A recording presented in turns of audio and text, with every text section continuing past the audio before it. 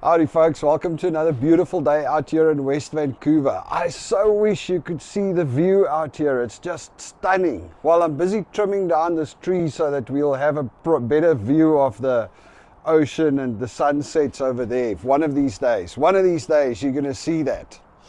Alright, in today's video I want to talk about I guess oftentimes people ask me what's the thing I regret the most about our immigration process, and not about immigrating, about our immigration process, or what would I do differently if I had another go at it. And the simple single answer is I would get it done. You know, our problem was that we decided already, like I said in the previous video, in basically around 2013, 2014, we decided that we wanted to leave, but we were scared. We were like, oh, do we not? What are we going to do? And we started looking at Australia and we did some research and everything, but I would kind of say half-heartedly, if that makes any sense. I mean, we were looking at it, we were talking about it, but deep down inside ourselves, we were a little bit scared, I guess. And then when we finally did sell the company and we started moving and we started traveling and we went to Mauritius and everything, we hid behind the, oh yeah, we're just going to take a world tour thing, because once again we were scared, are we going to get in somewhere? You know, we left it very, very late. So I think the thing that I regret most is not making a decision and going with it, because if we did that, if we really put our minds to it in 2014, 2015, I mean, we would be citizens here already, and we would already be like well settled in and 7 years further down the road than we are at the moment. So I guess one of the pieces of advice that I want to give people, if it is, you know, make a firm decision, and when you make that decision, drive it. Don't hang about and don't think about it. Don't just then go for it, you know, drive it. If you decide you want to go, then go.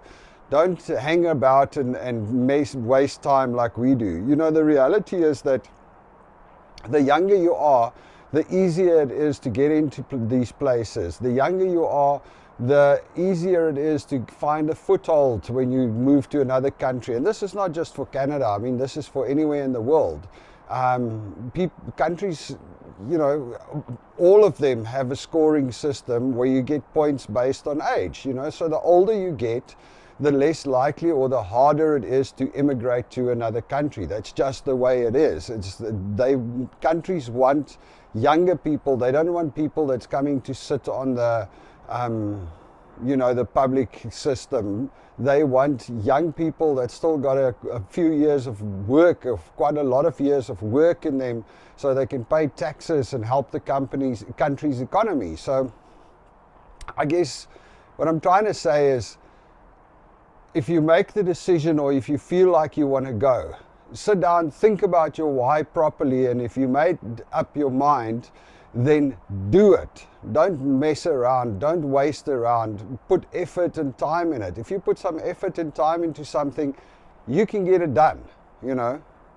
And of course, if you are going to move to another country, then the younger you are, the better, because it just gives you so much more time when you are on the other side to settle in. It gives you time.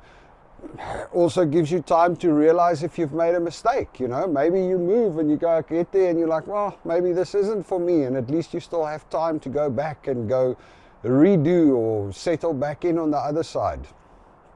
So yeah, back to that question, the thing that I probably regret most about our immigration process is that we didn't commit properly earlier on, and we were kind of half-hearted about it, and we were kind of faffing around, wondering if we're going to go there or should we go there. And like I said, the biggest part of it, I guess, was kind of rooted in fear. We took a much harder route, number one, because we are already older. Number two, because as an entrepreneur and we didn't have that much money, and, you know, it just wasn't a simple, clear path. So, you know, what do they call it? The fear of failure. We didn't even apply in Australia because we were like, oh, well, they're probably not going to want us. And we didn't even apply in the US because we were like, oh, they're probably not going to want us. The thing that pulled our asses into gear was really 2020 when the pandemic struck and we were stuck over there, and Belinda said, now, I want to know where I'm going to live permanently now. And that's what galvanized me to actually start the process.